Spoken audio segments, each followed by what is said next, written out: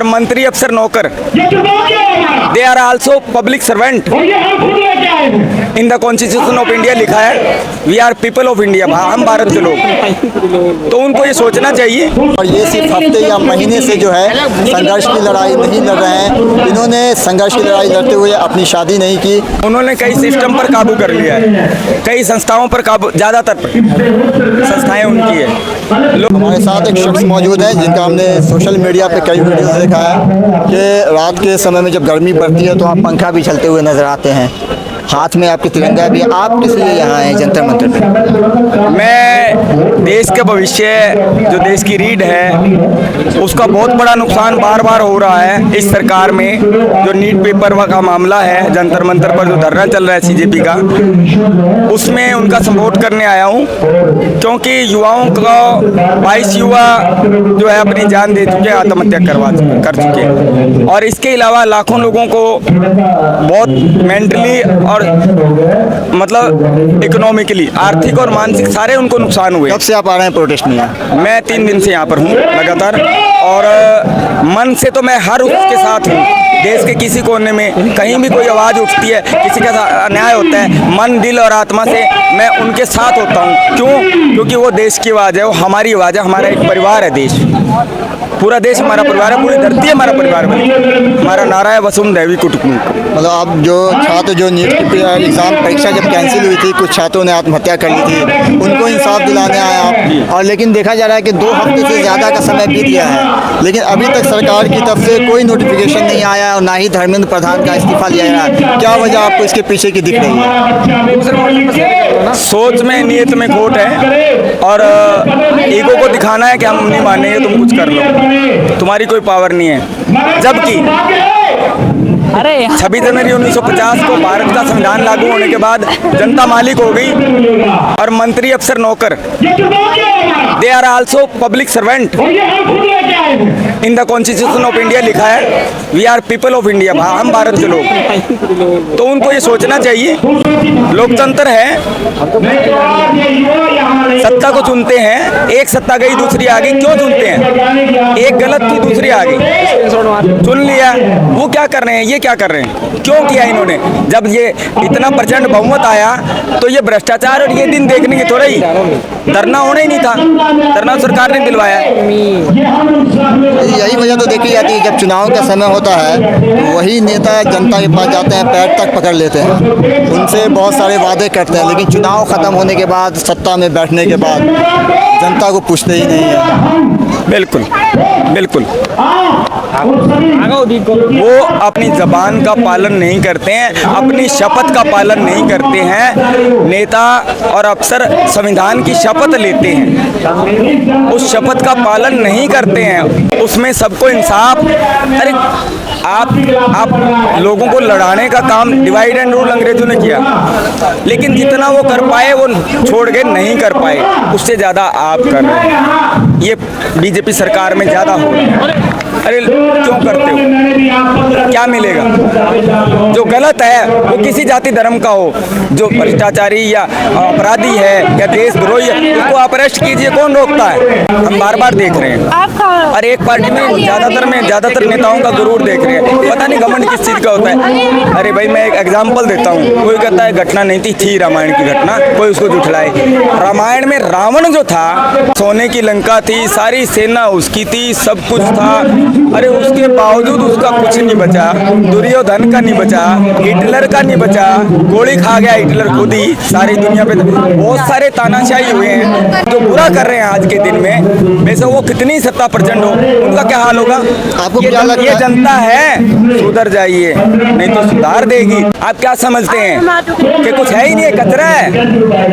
आपको क्या लगता है कि ऐसा तो नहीं है जो कुर्सी पे बैठे हुए हैं उनको लग रहा है कि हमारी तो भाई कुर्सी चल रही है, जनता प्रोटेस्ट करे, मर जाए, जनता के साथ कुछ हो, महंगाई हो, हमको कोई फर्क नहीं पड़ रहा है, हमारी कुर्सी चले, ऐसा तो नहीं है? कहीं ऐसा हो रहा है, ऐसा हो रहा है।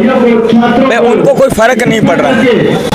उन्होंने कई सिस्टम पर काबू कर लिया है, कई संस्थाओं पर काबू, ज़्यादातर संस्थाएं उनकी है।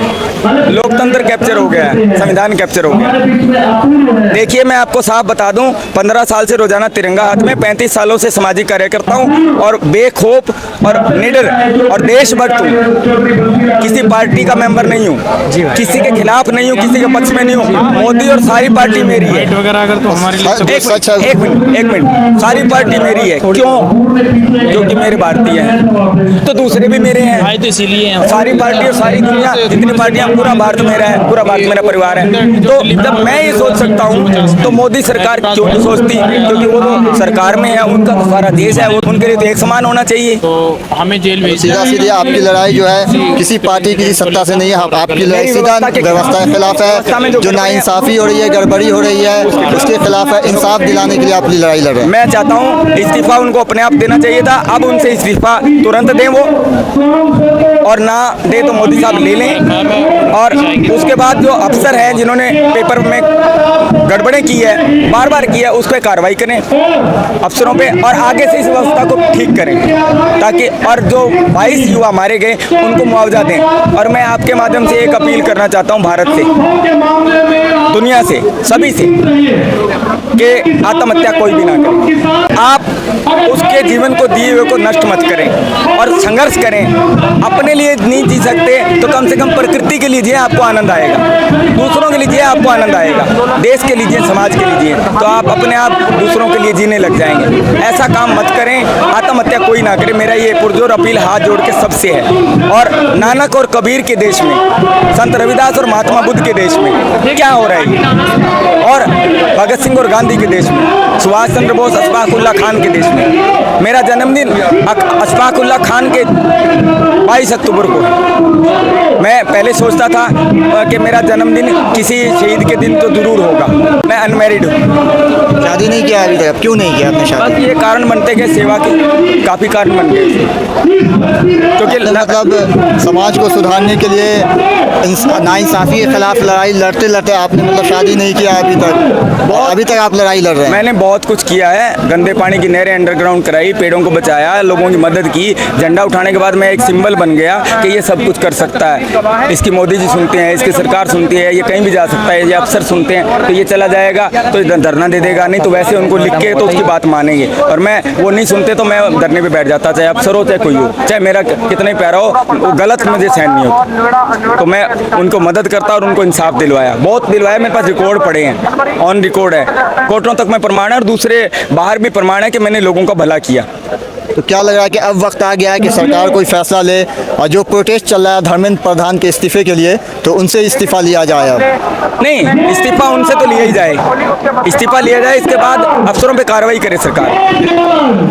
प्रोटेस्ट सही चल रहा है, प्रोटेस्ट में हम इसलिए आए हैं कि वो देश के युवाओं की आवाज़ उठा रहे हैं। माध्यम होता है, कोई आवाज़ उठा रहे हैं, बढ़िया है। लोगों को अपनी बात कहने का मौका है और सभी इकट्ठे हों, युवा आएँ यहाँ पे ज़्यादा से ज़्यादा, मेरी अपील है।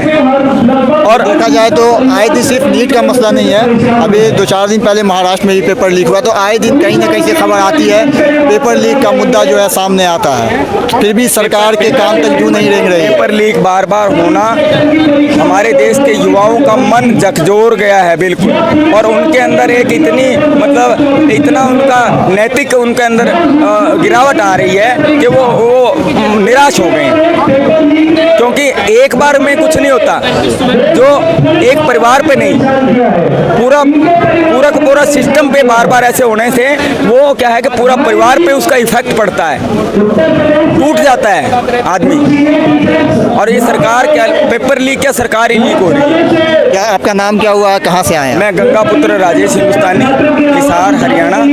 और ये आपको मैं थोड़ा 1 मिनट दिखा देता हूँ प्रमाण कोई पे। तो सरकार मुझे कोकरेच या कुछ बुला तो नहीं सकती, लेकिन उसको बुलाए तो मैं जवाब देने को तैयार हूँ। वैसे मैं असली कोकरेच तो मैं ही हूँ, क्योंकि मैं बड़ा कोकरेच हूँ। ये अन्ना हजारे मुझे कहा जाता था हरियाणा में, हिसार में। उस टाइम वो किस लिए 15 साल पहले, क्योंकि 20 साल की मेरी उस टाइम सेवा थी, अब 35 साल की है।